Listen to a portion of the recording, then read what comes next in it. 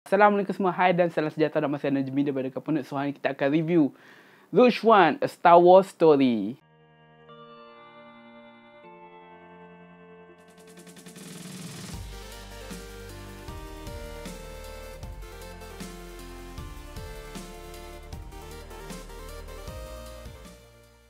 Rogue One ni didirect oleh Gareth Edwards, di mana dia ada buat movie Godzilla 2014 tu, kalau hampa tahu. Alright, so first off, Rogue One ni dia take place sebelum episode 4, Star Wars episode 4 A New Hope. So basically the Star Wars episode 3.95 tu semua tu lah kan. So aku expect bila aku review ni hampa akan faham lah di mana Star Wars punya universe, sebab aku akan take several references daripada original trilogy, especially kalau hampa tengok original trilogy lah. Okay, so tanpa melengah masa, jom kita cakap berkenaan sinopsis. Okay, Rogue One ni story dia berkenaan Jyn Erso, di mana rebellion perlukan dia punya pertolongan dia lah untuk something. Okay, aku tak nak spoil. So lepas dia direkrut dalam rebellion tu, dia mulalah dia punya perjalanan untuk dapatkan certain plan untuk certain tempat ni. Well, hampa tahu lah benda apa kan. That's no moon. It's a space station. Plot dia, bila hampa tengok Rogue One ni, hampa kena faham movie ni dia take place dalam Star Wars punya universe. So di mana Star Wars punya universe dah build up berpuluh-puluh tahun dah selama ni. Banyaklah lore apa semua dah diterangkan lah. So hampa dah tahu lah basically. Dah tahu lah apa tu Jedi, apa tu Imperial, apa tu Rebellion, apa semua tu lah. But the movie itself dia tak terang benda-benda macam tu. One ni dia punya Star Wars dia ada sedikit different vibe lah dengan cara dia punya penceritaan dia. Okay, first 10 minit pun hampa akan rasa lain sikit.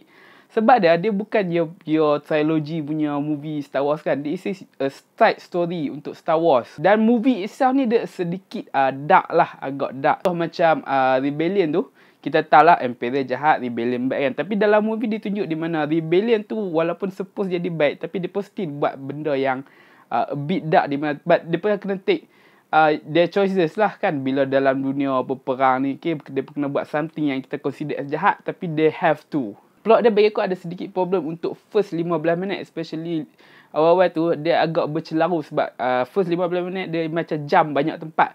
So first dia dekat planet ni, first dia planet ni. So untuk first 15 minit tu mungkin hampa akan rasa sedikit pening lah di mana berlaku dia punya plot tu agak ambil masa sikit nak build up story tu.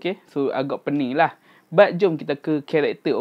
Karakter pertama yang aku cakap ialah Jyn Erso, iaitu dilakonkan oleh Felicity Jones. Memang great actor lah. Great actor. She was did a good job. And then ada character development.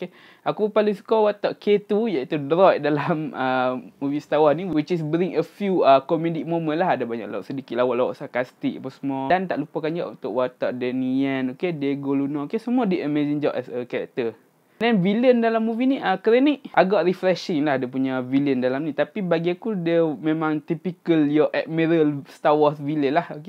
Nak kuasa apa semua tu, benda-benda macam tu lah.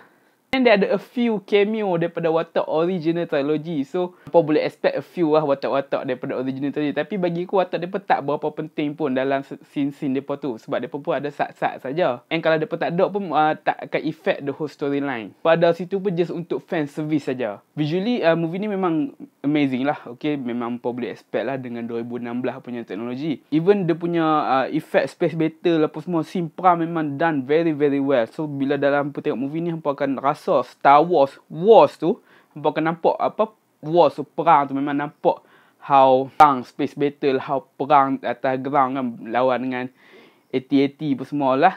Visual pun bagi aku ada sedikit problem juga, especially bila certain character di mana depa guna 3D agak nampak kaku. Mungkin aku just being critical, tapi kalau hampa tengok pun, hampa tengok sekali limbah pun hampa tahu lah, kata oh yang tu mesti CGI. Alright, movie ni bagi aku dia macam konsep Suicide Squad dengan Guardian of the Galaxy, di mana depa take certain banyak-banyak orang dalam background yang berbeza.